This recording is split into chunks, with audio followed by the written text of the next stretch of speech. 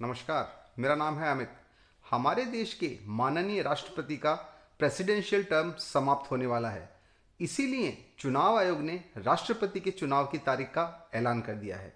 राष्ट्रपति का चुनाव 18 जुलाई 2022 को होगा और वोट्स की काउंटिंग 21 जुलाई 2022 को होगी। राष्ट्रपति के चुनाव का प्रोसेस सामान्य चुनाव से बिल्कुल अलग होता है। तो आज के इस वीडियो में हम ये जानने का प्रयास करेंगे कि राष्ट्रपति के चुनाव का प्रोसेस क्या है और वोट्स की काउंटिंग किस तरह होती है। तो चलिए देखते हैं इस संबंध में क्या प्रोसेस है। And please don't forget to subscribe the channel.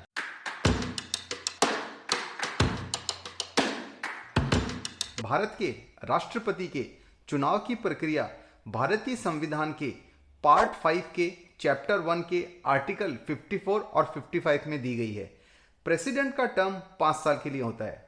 President को चुनने के लिए सभी इलेक्टेड एमएलए द्वारा वोट डाले जाते हैं और इसके साथ ही सभी सांसद यानी मेंबर ऑफ पार्लियामेंट, जिसमें लोकसभा के सभी सांसद और राज्यसभा के सभी सांसद आते हैं, उनके द्वारा वोट डाले जाते हैं। लेकिन एमएलए द्वारा या एमपी द्वारा अगर कोई एक वोट डाला जाता है तो उसकी काउंटिंग एक वोट के रूप में नहीं होती है, बल्कि एमएलए के वोट की वैल्यू निकाली जाती है और एमपी के वोट की वैल्यू अलग से निकाली जाती है। तो सबसे पहले हम ये देखेंगे कि एमएलए के वोट की वैल्यू निकालने का क्या प्रोसेस है। राष्ट्रपति के चुनाव के लिए एमएलए के वोट की वैल्यू निकालने के लिए हम एक एग्जाम्पल लेते हैं।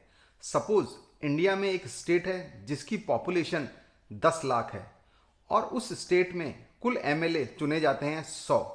तो अब कुल पॉपुलेशन को स्टेट में जितने एमएलए चुने जाते हैं उससे डिवाइड कर देते हैं। तो 10 लाख को जब 100 से डिवाइड करेंगे तो ये फिगर आएगा 10,000। अब इस फिगर को 1000 से फिर डिवाइड कर देते हैं तो 10,000 को 1000 से डिवाइड करने पर जो फिगर आएगा वो आएगा 10। तो एक एमएलए के वोट की वैल्यू हो गई 10। इसी मेथड को अडॉप्ट करते हुए इंडिया के सभी स्टेट्स में चुने गए एमएलए के वोट की वैल्यू निकाल ली जाती है। एमएलए के वोट की वैल्यू निकालने के लिए जो जनसंख्या ली जाती है वो 1971 में जो भारत में जनगणना हुई थी उसमें जो पॉपुलेशन थी उसी पॉपुलेशन को आधार बनाकर ये कैलकुलेशन की जाती है। 1971 की जनगणना में उत्तर प्रदेश की कुल जनसंख्या थी 8,38,49,905, 8,38,49,905 और उत्तर प्रदेश में टोटल एमएलए हैं 403। तो हम उत्तर प्रदेश की पॉपुलेशन को इसके एमएलए से डिवाइड कर देंगे। तो अगर हम इसे डिवाइड करते हैं तो ये फिगर आता है 2,08,063.04। अब इस फिगर को 1000 से फिर डिवाइड कर देंगे तो ये फिगर आएगा 210.063। ये जो फिगर आया 208.063, यहाँ पे 0.063 0.50 से कम है, इसलिए इसे राउंडेड करके 208 कर देंगे। अगर यही फिगर 208.50 या उससे ऊपर होता तो यहां पर इसे राउंडेड करके 209 कर दिया जाता। यूपी में एक एमएलए के वोट की वैल्यू हुई 208 और यूपी के सभी एमएलए के वोट की वैल्यू अगर हम कैलकुलेट करें तो हम 208 को टोटल एमएलए से मल्टीप्लाई कर देंगे जो कि है 403। तो 208 इंटू 403 ये रिजल्ट आता है 83,824। तो यूपी के स्टेट के सभी एमएलए के वोट्स की टोटल वैल्यू आ गई 83,824। ये जो फिगर्स मैंने आपको भी बताए ये अप्रोक्सीमेट फिगर हैं, इनके एग्जैक्ट फिगर इलेक्शन कमीशन द्वारा बताए जाते हैं।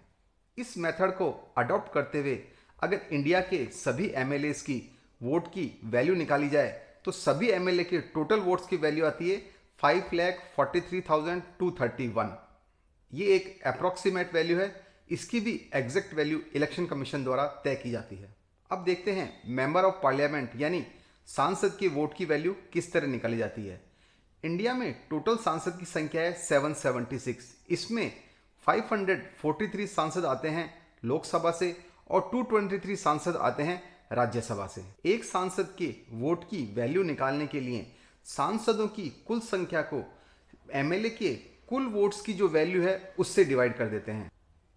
एमएलए के कुल वोट्स की जो वैल्यू मैंने अभी बताई थी वो थी 5,43,231।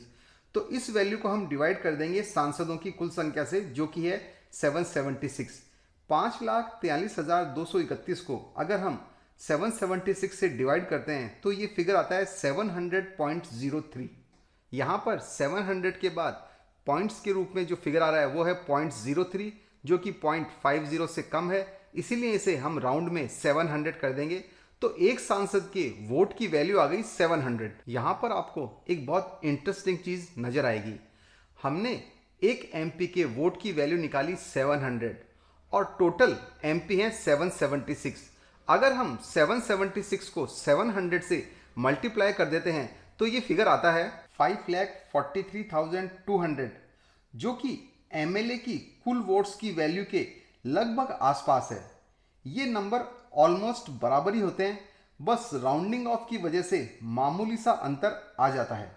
इस फॉर्मूले को अडॉप्ट करने के पीछे भी यही वजह है, क्योंकि इस फॉर्मूले की वजह से एमपी और एमएलए दोनों का राष्ट्रपति के निर्वाचन में बराबर हिस्सा होता है। दोनों एक समान रूप से भागीदार होते हैं राष्ट्रपति का निर्वाचन करने के लिए।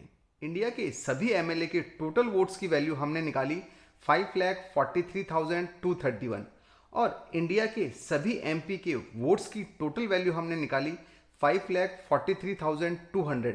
अब इन दोनों को अगर हम ऐड कर दें तो ये आ जाएगी टोटल वोट्स की वैल्यू जो एक प्रेसिडेंट के लिए कास्ट होंगे। एमएलए के टोटल वोट्स और एमपी के टोटल वोट्स को ऐड करने पर कुल मिलाकर ये वोट्स हो जाते हैं 10,86,431।